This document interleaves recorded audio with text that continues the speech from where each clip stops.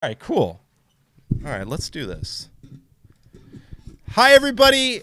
Good morning, and welcome to another wonderful edition of Cafe BTW, a morning gaming podcast. We were off last week. I'm sorry, we've had a lot of timing issues, so haven't been able to keep it consistent every Saturday, but we're going to get back on that roll. But I'm really happy to have a wonderful guest today, a fellow TikTok comrade, and Shelly down here who's joined us this morning. Shelly, how are you? Welcome to the cafe, by the way. How you doing? I'm doing great. I I um I just want to say that I think I discovered you, and we'll get into it because of your Frog TV. But before we get into all that, what I always do in my show, Shelly, before we get into all the jibber jabber we're going to get into, I want you to take a moment and share a childhood memory about video games or gaming that really connects you and why you like video games, why video games are a part of your life in some facet. What is that story, Shelly? Kick So us off. growing up, I had a couple best friends, and basically Melissa and Ashley, and we would always go to the video game rental store, so like Blockbuster or Hollywood Videos or Family Videos, and we would rent video games.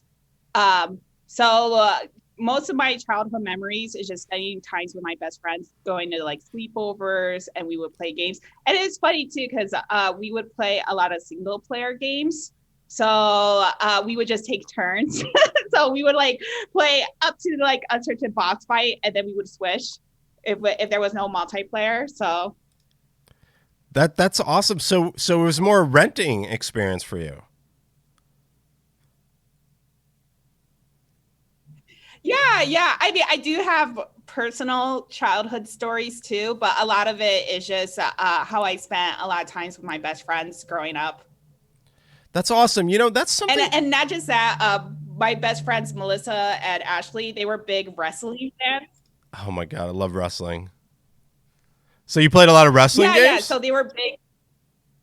Yeah. So not just that, they would RP wrestlers. Oh So my I god. probably know way too much about wrestling, even though I have like no interest in wrestling, just because of my best friends growing up. What kind of wrestling games did you guys play?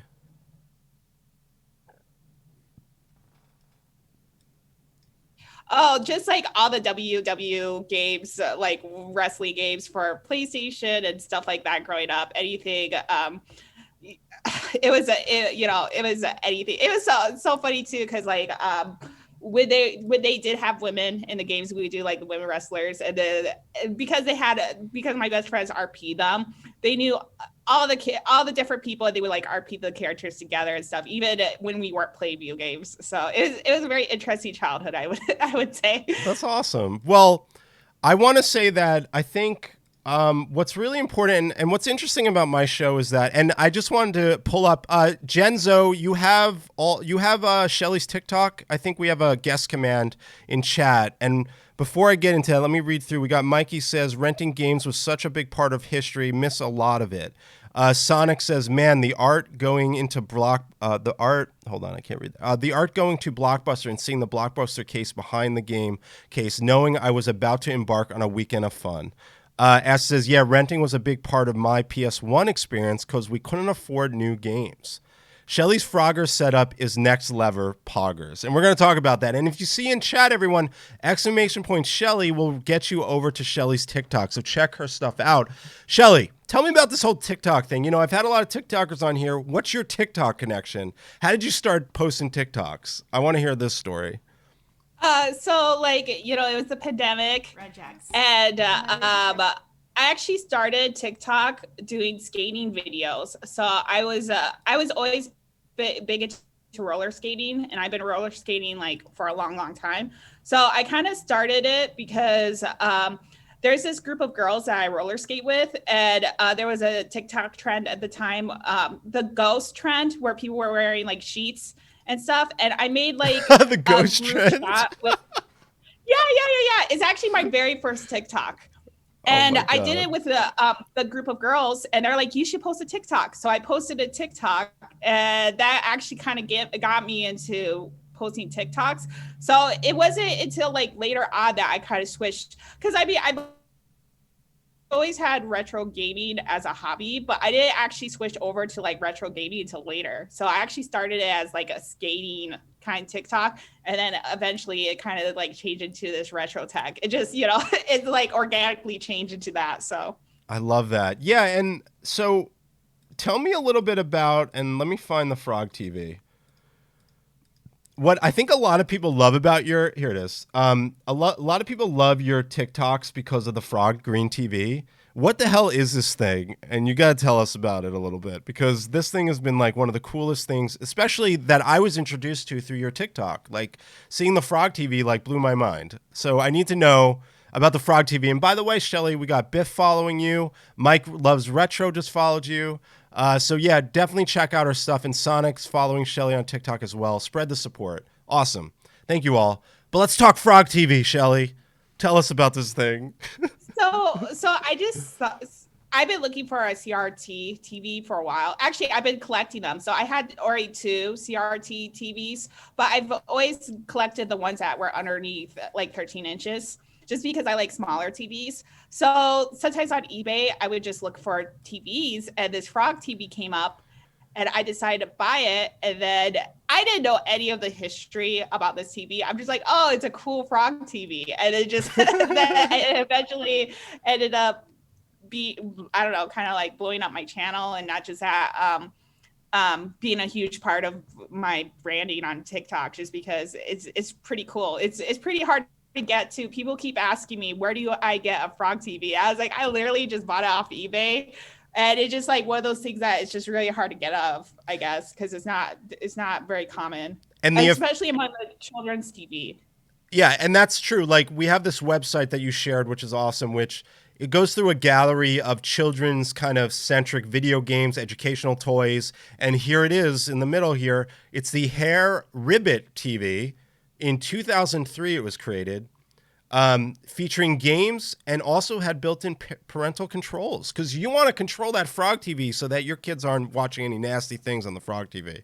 But I think that this is like, so Shelly, if you don't mind me asking, how much does a Frog TV like this go for these days? Oh, well, when I bought it on eBay, it was less than $100. So people keep asking me how much I bought my Frog TVs. I have two Frog TVs too. So this is my first Frog TV, but they were both underneath $100, and I don't think anyone was really looking for it on eBay.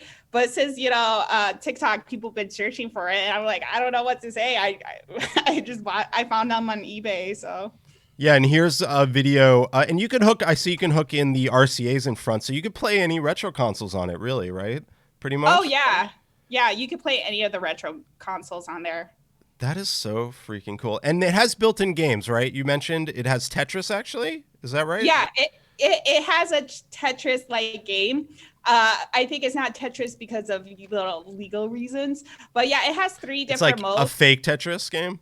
Yeah, well, it's Tetris. It's basically Tetris, but it has Tetris, a math game, and then it has like where like a bunch of fruits and like bombs and stuff and you're supposed to catch it in a basket. I don't know what that game is called. It's a puzzle game, but it has that game too.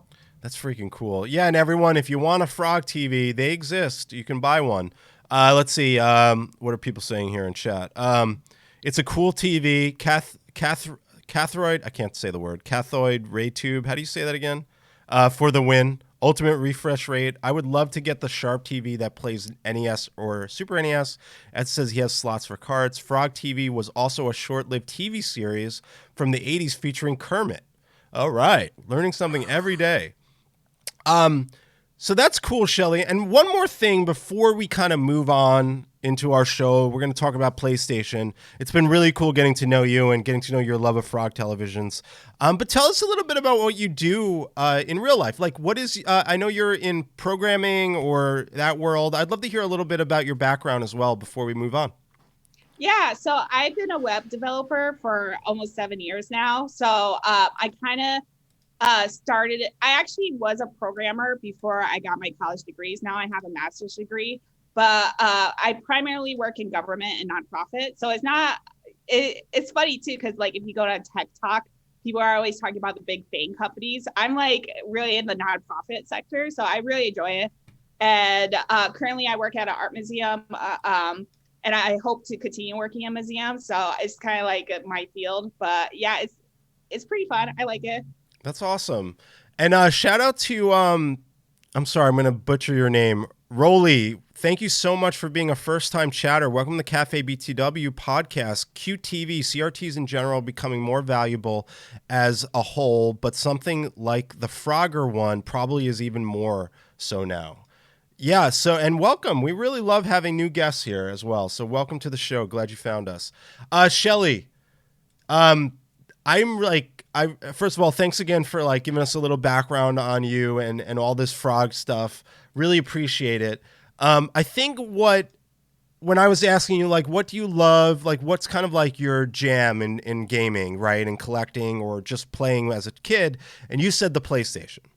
So let's get into the topic at hand today. But before we get into kind of, I'm going to do a little brief history lesson on the PlayStation today. I know I'm not a teacher, but I play one on podcasts.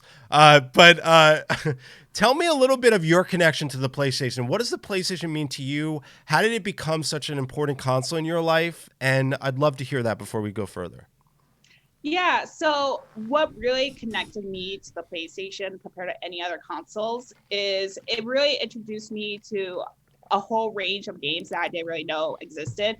Now it's really popular. It's called like cozy games. But beforehand, it was the cozy games before it had the label, I guess.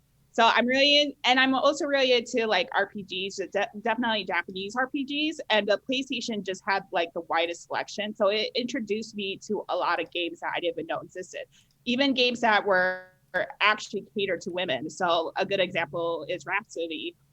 It was a Japanese RPG where you could play as a girl who saves the prince. And I've never played any games that were actually catered to like being a girl, which my experience.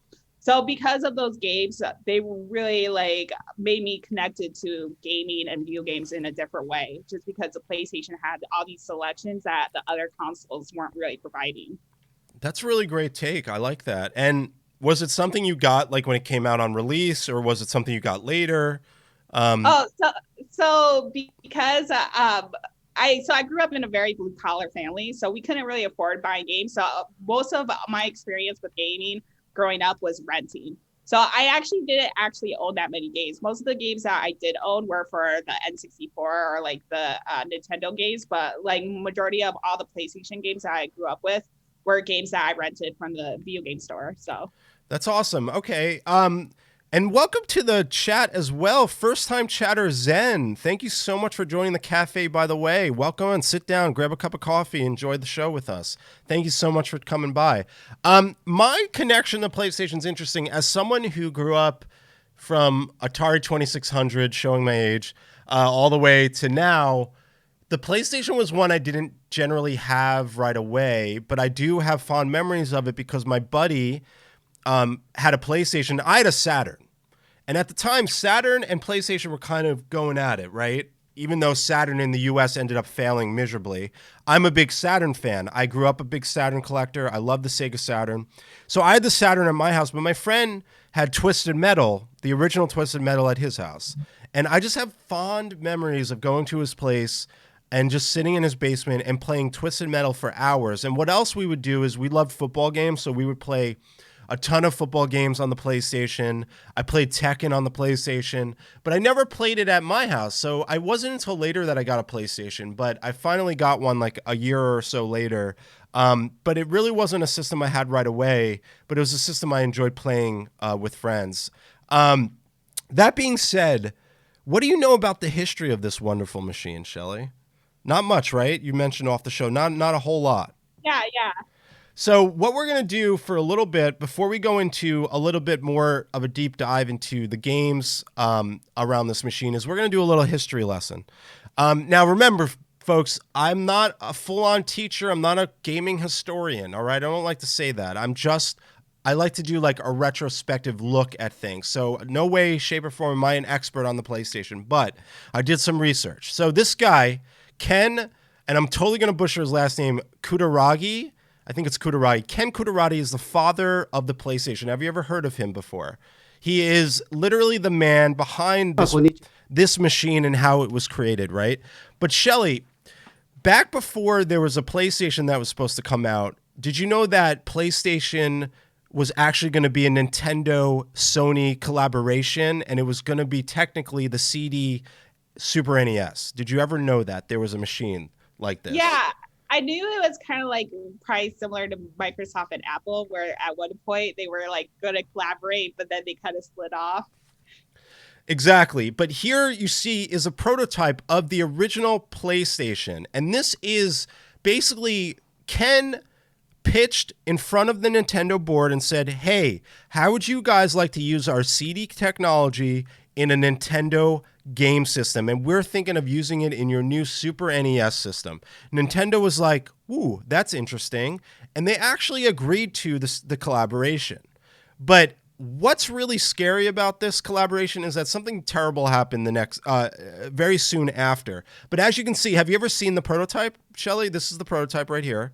It's the wonderful Nintendo PlayStation, which would have been really interesting and would have changed the course of video games. Like if this collaboration worked out, because obviously it didn't, and I'm going to get to why it didn't.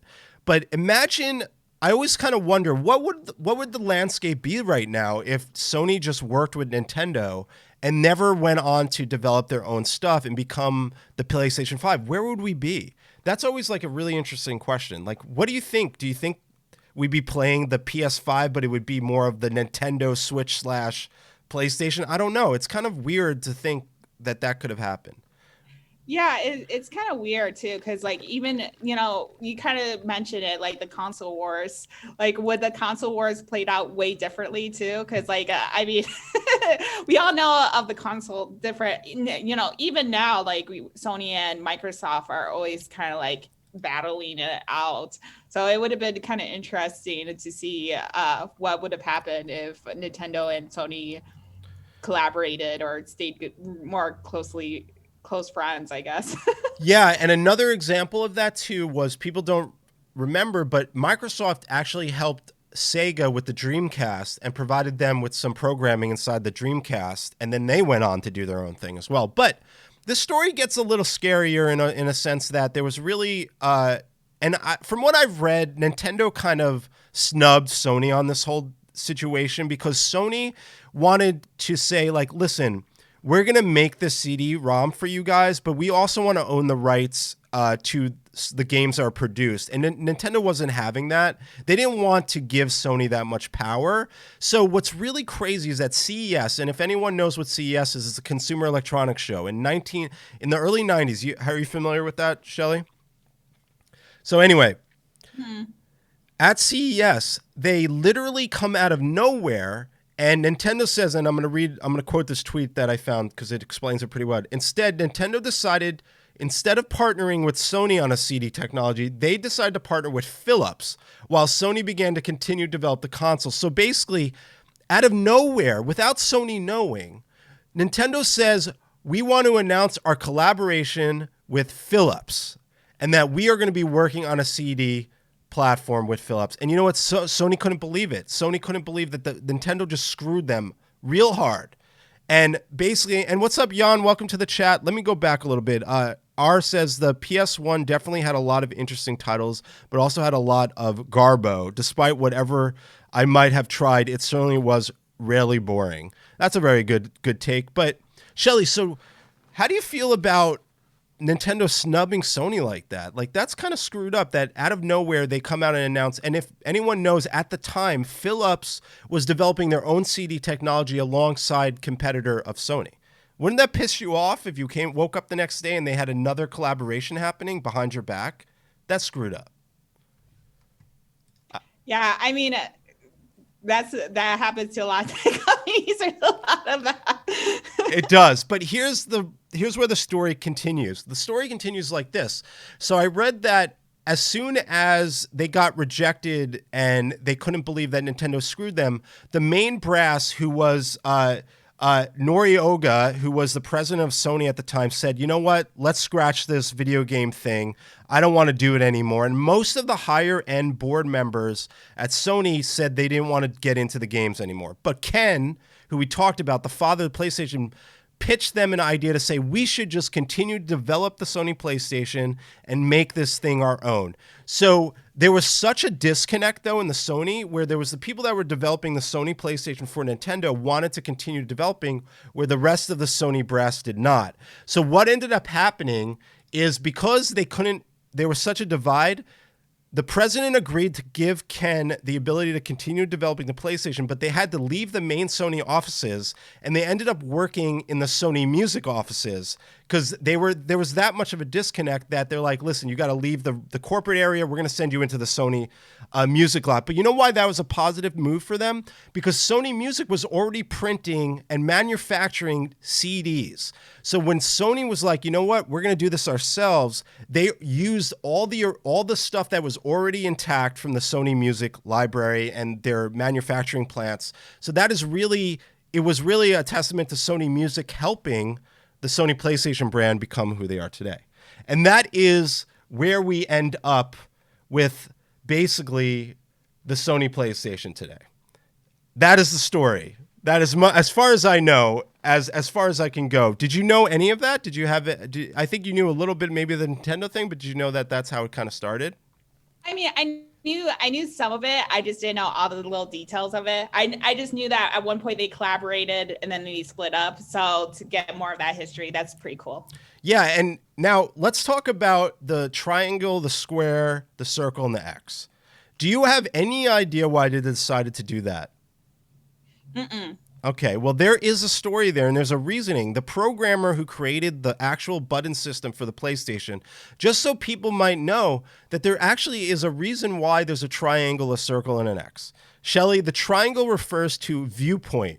So it represents one's head or direction, and the square refers to a piece of paper. It represents menus or documents. And then the circle and the X represent yes or no. And so basically each letter represents a function.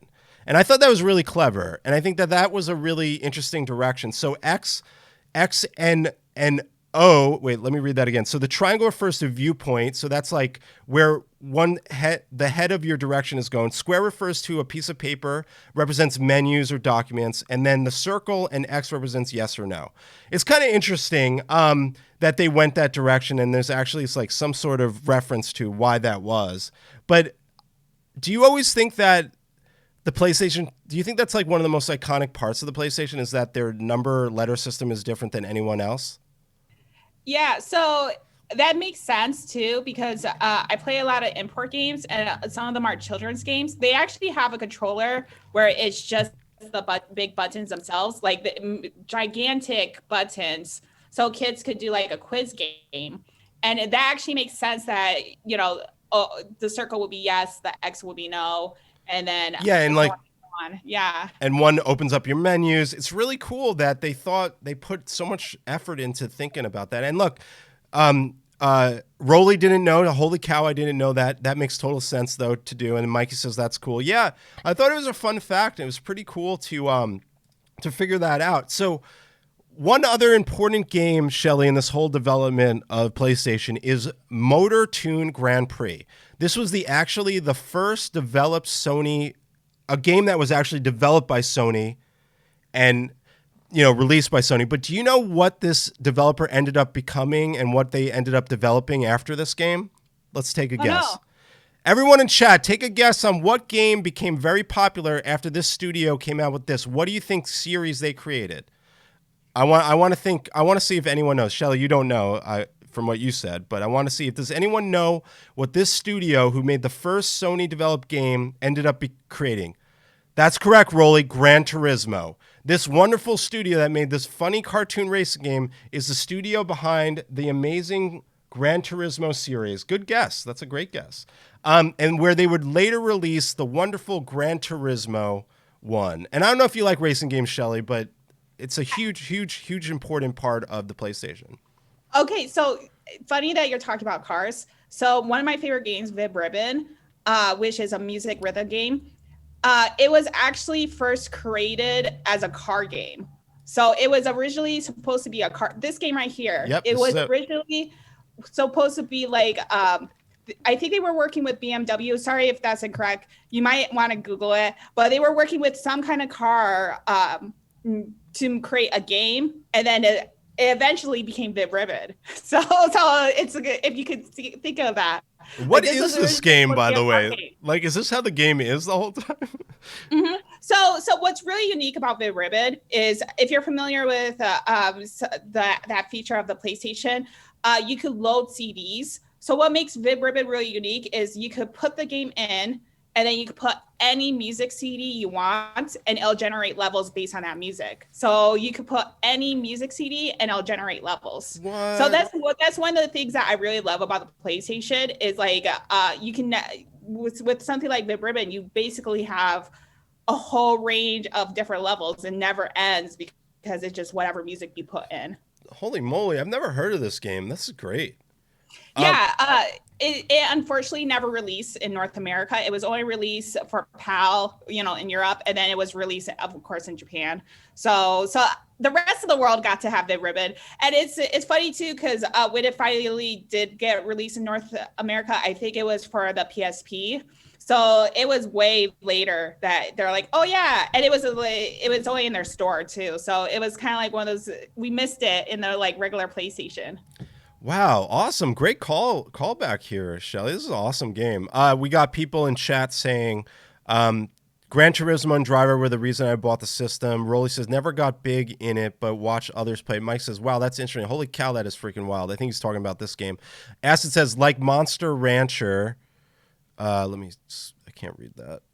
Monster Rancher, what did you say? You spawn from CDs. Interesting. Rolly says, oh, hey, that's one of the first games to use your music library for generating levels. That's right. Just like Shelly mentioned, and Biff says, I'd never heard of this game, but it's brilliant.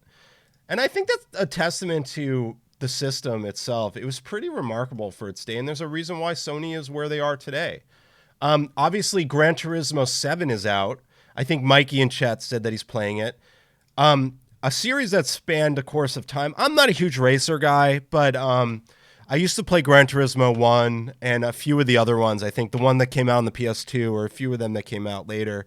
But I must say the one game that was interesting and that I think people have to know is that, did you know that Tekken was actually an experiment first before it became the Tekken that we know today? That's something that not a lot of people know, is that they actually created an engine and they wanted to mess with polygons and 3D images. So they created this kind of demo of a fighting game. And literally that demo and experiment spawned the great game, a game that kind of resembles kind of like in a lot of ways Virtual Fighter, where it's kind of like a competitive style of Virtual Fighter. You ever play Virtual Fighter, Shelly? I played Tekken, but I never played Virtual Fighter, I don't think. But like 3D polygon type of environments for a fighting game. Mm-hmm. But yeah, this game was an experiment first before it became the amazing Tekken that we know today. So one little fun fact that I wanted to throw in there is that Tekken wasn't supposed to be the game it was. It was just supposed to be an experiment so that they could mess with how to create polygon images and different types of characters and sprites in a game. But this is the creator of Tekken, who I actually met at one point. Really cool guy. And obviously the series continues. I think Tekken 7 was the latest one. I might be wrong. Tekken 1 was released. So let's talk about some of your favorite games, Shelly. Thousand Arms. Tell us about this game a little bit. Yeah, so Thousand Arms is a RPG and dating simulator. So that's what really is. So like to upgrade your weapons, you actually have to go on dates with the various different girls. That's amazing. And it was the first time I was introduced to dating sims, really. Besides, like, Harvest Moon, but that wasn't really dating sims. Like, this is actually like dating sims where you have like choices you have to make, and based on those choices, the level up. And not just that, there's a whole section where you could take pictures with the girls. So you could go on dates and you could like go to different scenes and take pictures with them. So it combines this dating sims with this traditional Japanese RPG. And for me, growing up, I was like, wow, this is amazing. I've never seen something like that before. So Is this game expensive to find? Do you think this is like a pricey one? I don't know. I want to get this one. yeah, well, currently it is. It goes over $100 for sure. Whoa, you're right. It's like 250 on eBay. Damn it. Hold on one second. Let me read through these. But no, it's a really good game. I think it's beautiful too. Look how nice it looks. It looks awesome too. All right, so moving on, I pulled up one of the all-time greats, obviously, is Harvest Moon. What's your connection to Harvest Moon? Tell us about that. Yeah, so Harvest Moon has always been one of my favorite games. I played it for both N64 and for PlayStation. So it's that whole before Stardew Valley, this was the game that you could play for that.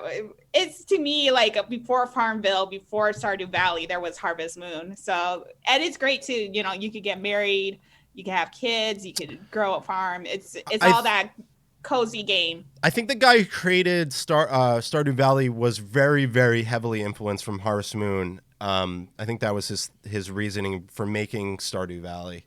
I never. Yeah, and can I mention something else? Yeah, Sorry. of course. So the only reason Harvest Moon got made is I don't know if you're very familiar with Japanese RPGs, but fishing games are super popular. So actually, it started off as just a fishing game, and then it kind of developed into this farming game.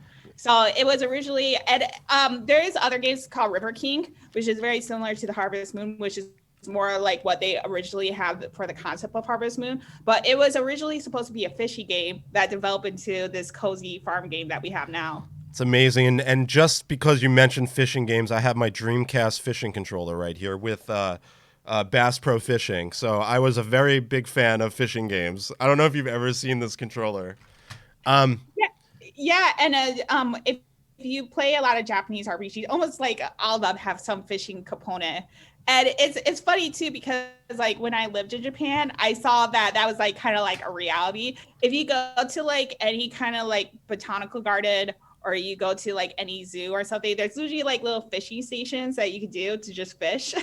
That is so like, cool. It's kind of funny. So it's kind of like a big, I guess you're right. A lot of games have fishing, you know, and Breath of the Wild and Zelda games are a good example of fishing. There's plenty of fishing in that. I think fishing in games is so cool.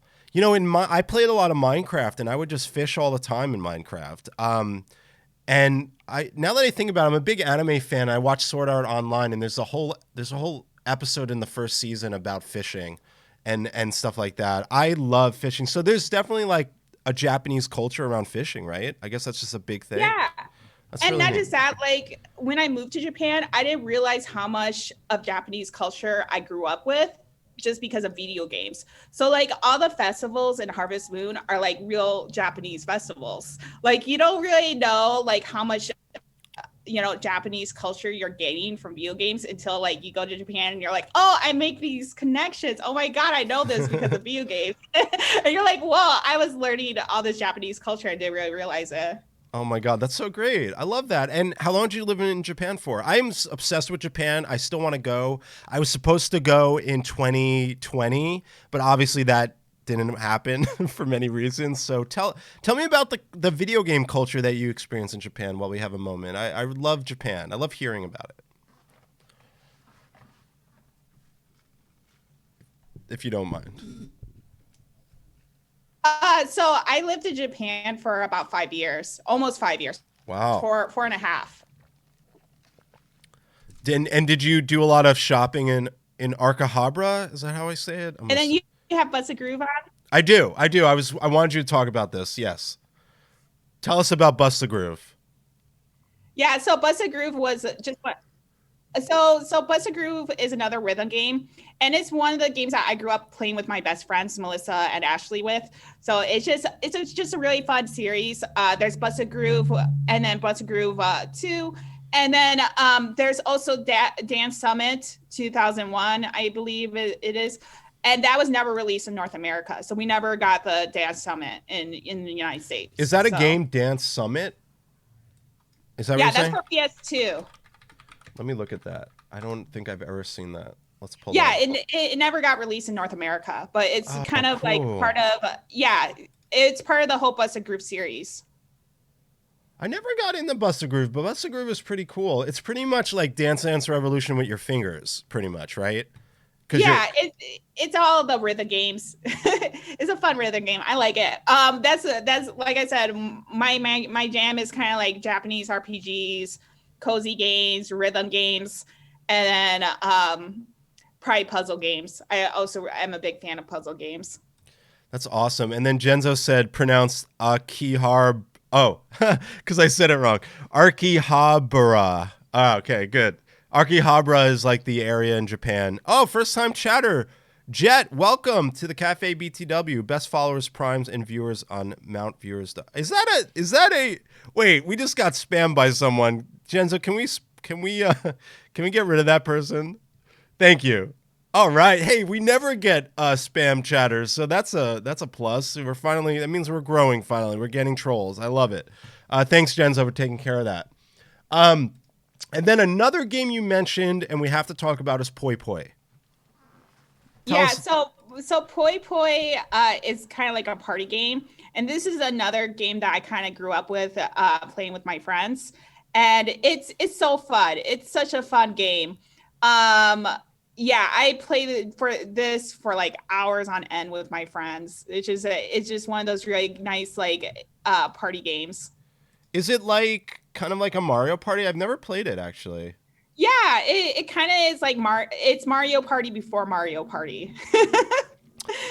Hey, Shelly, Mikey Loves Retro is asking you, what is your favorite Japanese RPG? Well, for PlayStation, Thousand Arms is probably my favorite. Right, So, which we showed. Rhapsody is another What PS1 is that one? favorite. Rhapsody. How do I? It's it's like a musical adventure. It's the one where you play as a girl and you save the prince. It's for PS1. How do I spell that? You said Raspidi? Oh, I got it. I got it. They're Yeah, putting it. yeah, yeah. It's Rhapsody, a musical adventure. Raspidi a musical adventure. Never saw this one. Yeah, it also got later released on the DS, I believe. So the PlayStation game is also really expensive. It's over $100, but you could probably get the DS game for pretty cheap. Man, PlayStation games are getting pricey now too. I have a Yeah. few. I don't have a huge PlayStation. I have a PlayStation 1 still from a long time ago, and then I have a few great games as well. And I got Dino Crisis recently. I don't know if you ever played Dino Crisis. That's one I got recently. I have Twisted Metal 1 and 2, and I just have like sporadic random PlayStation games. And it's a system I really want to focus on again, but it's starting to get really pricey to buy Yeah. the big dogs in PlayStation now. So what's great about this game is it came with a music CD. So that's something that I really like about the PlayStation is that it was really connected to music. It had a lot of rhythm games, Parappa the Rapper, stuff like that. But it also was like it was really cool to like Vib Ribbon. You could put in any music CD you wanted, it'll generate levels. This one, it came with its own music CD, and there was musicals throughout the RPG. So I think that's another reason why I really connected with the PlayStation is because it was very music focused as well. Well, it kind of comes back to from the story where PlayStation was developed in Sony Music's side of the world, so it really kind of makes sense that they were starting to implement a lot of music into their games because they were working directly with the Sony Music side of Sony Corporation when they were developing the PlayStation. So that's really neat. That's probably a good reason why. Mikey says, love how the PS1 RPGs evolved in graphics from blocky sprites to more smoother, cartoonish graphics. Totally. PlayStation had its own, like the Sega Saturn definitely had a look and a style and a feel. And the PlayStation, you kind of like know by looking at it, like it's PlayStation. And even today, I feel as if PlayStation has that kind of vibe too. Like a PlayStation 5, like PlayStation games just have that kind of feel and vibe. So let's quickly, as we're kind of rounding out the end of the show, let's quickly walk through a list of what they say are the greatest PlayStation games of all time. Number 6 is Lunar Silver Star Story. I've never played this one. Have you, Shelly? No, I haven't. But it's one of those like must-have Japanese RPG games. Spider-Man for the PlayStation, which is one I actually own. That's a good one. I don't know if you ever played that one. Have you played the spider game where you play as a spider for I PlayStation? don't think so. No, there's a game where you play as a spider. Is it It like just called it's just called Spider? Spider. It's just called Spider. Here it is. Spider the video game. Let's see. Oh yeah. I've You never just seen play this as a game. spider. Yeah, yeah, yeah. That's so cool. Man, there are a lot of games. Silent Hill is a great game. Love Silent Hill. Silent Hill 2. Colin Mockery Rally, probably good. Never played it. We'll go through these quick. Nightmare Creatures, Dino Crisis, Tenchu, Alondra. That's a PAL one. Bishi Bashi Yeah, special. I love Bishi Bashi. That was a great game. Bishi Bashi. This is a great one. Is it Grandia or Grandia? I always say it wrong. I probably would say it wrong too. That's a famous one. I never played it though. Madden, of course, if you like football. Alondra is so hard but so good. Resident Evil 3 Nemesis for the PlayStation. Love Resident Evil games. SmackDown, that had a big run. Calorians. I'm gonna butcher these. Let's go through. Let's get down. Oh, we can't forget Spyro, Year of the Dragon. Yeah, that's one of the few games where I 100% it. Really? Just so I can get like, yeah, well, because like I don't remember which. There's so many versions of Spyro, but there was one where if you 100% it, you open up like a carnival area, and I really wanted that carnival area. So like you could go on like different carnival rides at the end. That's something I really miss about games where you would 100% it, and like you would get all these like really cool things afterwards. Absolutely. Crash Bandicoot series was great, of course, on the PlayStation. Tenchu 2, Star Wars Jedi Power Battles, which is one I forgot about. Let me skip down a little bit. We're really hot. Let's get down to more the top 30-ish. Twisted Metal 2, Star Wars Episode 1, Phantom Menace. That was a good one. Final Fantasy. Which Final Fantasy is this? I can't read Roman numerals. You know this one? Anyone in chat? What Roman numerals is this? The worst. 8. Yes, Final Fantasy 8. Thank you. That's a good one. Spiral 2. Rebel Assault 2. Parasite Eve, great classic game. This is a really good one. You ever play it? I did play it. This is a famous one. This is a good one. I've been looking for this one in the wild, and it's getting up there. I think, Mikey, I saw you talk about it on a live maybe or something. I don't remember. Xenogears is popular. Wipeout was cool. Time Crisis, which I loved in the arcade. I never played it on the PlayStation, though. Colonio. Oh, man, I'm going to butcher these. Why did PlayStation have so many crazy names? Mega Man Legends. Wow, great game. Yeah, that game is like one of the most expensive games too. This is a great game. Wow. Medal of Honor. That was a great game. Final Fantasy. Which one is this? I'm sorry, I'm bad at Roman. 9. Thank you. Legacy of Kain, Soul Reaver. That's a good one. Have you ever played that one? Mm-mm.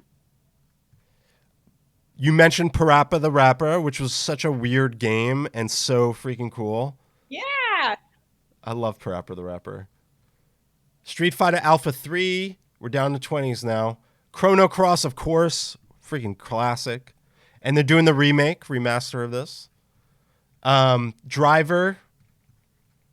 Medal of Honor Underground. Tomb Raider 2, of course. Legend of Dragoon. Resident Evil 2. Crash Team Racing, which is pretty fun. Siphon Filter, great game. Love Siphon Filter. Have you ever played Siphon Filter? I own it just because I find them all the time for super cheap, loose CDs all the time. I probably have like way too many of them. Then we have Oddworld, of course. Gran Turismo 2. Spyro. We talked about Spyro already. Crash Bandicoot 1, of course. Tekken 3. Top 5 PlayStation games according to this. Tony Hawk Pro Skater 2. The Tony Hawk series started. Did you play any of the Tony Hawk games on PlayStation? Of course, I played all the Tony Hawk games. They're The so music, good. the music is very 90s. I love it. It's so good. Castlevania Symphony of the Night, classic game. Number 3, Final Fantasy 7, of course. Vagrant Story. I never played this one. And then number 1 on this list is Metal Gear Solid. You play Metal Gear, the original, Kojima? I just know that my list would look very different than this list. Yes, totally. So I also put a tweet out there saying, what's your favorite original PlayStation game of all time? And I did this before the show, so we'll just like quickly look at people's posts. We got a lot. We got a Paradise Eve here, Final Fantasy VII, The Queen, Tomb Raider, Symphony of the Night. And you can see all these wonderful humans putting all their favorite games right here on Twitter. And if anyone wants to join in on this, feel free to jump in on the bandwagon on the Twitter and put your favorite PlayStation game of all time on this list, because we got a lot of people jumping in here. Hydro Thunder. Oh man, what a good game. Go ahead. No one putting the very obscure games like Sheep. Sheep. Let's look at that. Sheep for It's a puzzle game. It's a really Let's see. Sheep PS1. I never played Sheep. It was a joke. It was a joke, but but still. Oh my god. Like I said, my list would look very different than other people's lists. What is this game? It's a puzzle game. Oh, that's cool. I love that. Let's see. Metal Gear. Any games we didn't mention? Pandemonium. Never heard of that one. Yeah, people have been saying that I need to play it. But I'm kind of scared of clowns, so I don't know. All right. Well, whew, that was fun, Shelly. We have kind of come to the close of the show here. Just taking, kind of like looking back at what we talked about, did anything stand out from telling you about the history? Anything you learned today, just to wrap this whole thing up? Or did you just have a good time in the cafe, by the way, today? Oh, I definitely enjoy learning about the buttons. I think that was really cool. That was probably one of the coolest things that people like. It's one of those things that it's common, but no one knows why the lettering of the controllers are that way. But I do want to say, Shelly, it's been awesome having you on the show. Like, really, thank you so much for coming down this lane, because PlayStation is a system I don't talk a lot about. I don't have a ton of history on, because like I said, I used to play it at a friend's house, so it was really cool to kind of like learn the parts of it that you loved and all that really cool stuff. And just want to thank you for joining today and hanging out with us. Yeah, thank you so much. I appreciate it. And everyone in chat has been awesome today. Acid said, thanks for the show. Great episode. Actually, I thought it was just really cool to talk about PlayStation. In all the almost 2.5 years we've been doing the show, we never really dug into PlayStation. So I got to say, it's been really cool. Remember, everyone, check out our Discord. You could come in. We just talk about retro games. I give out free games. Shelly could tell you I give out tons of free games all the time in the server.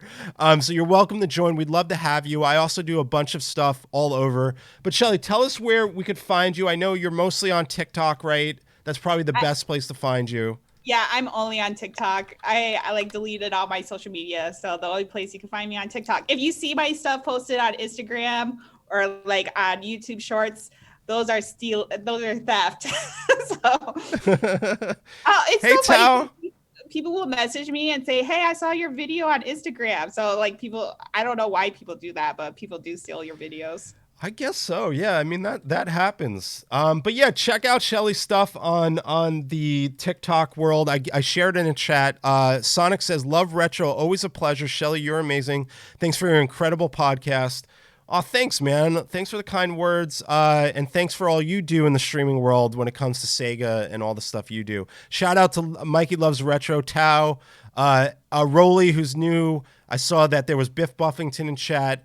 And we are going to raid someone to end the show. Let's see who we can raid. My good buddy let's give love to a really cool streamer. He's very much a retro streamer. His name is 90s Nick.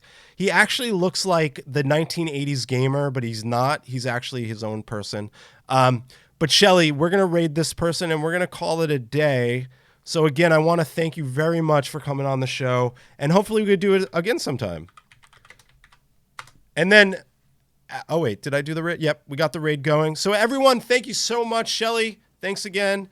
And we'll see everyone very soon on Cafe BTW, a morning gaming podcast. Until next time, we'll see you then. Bye. So we'll raid and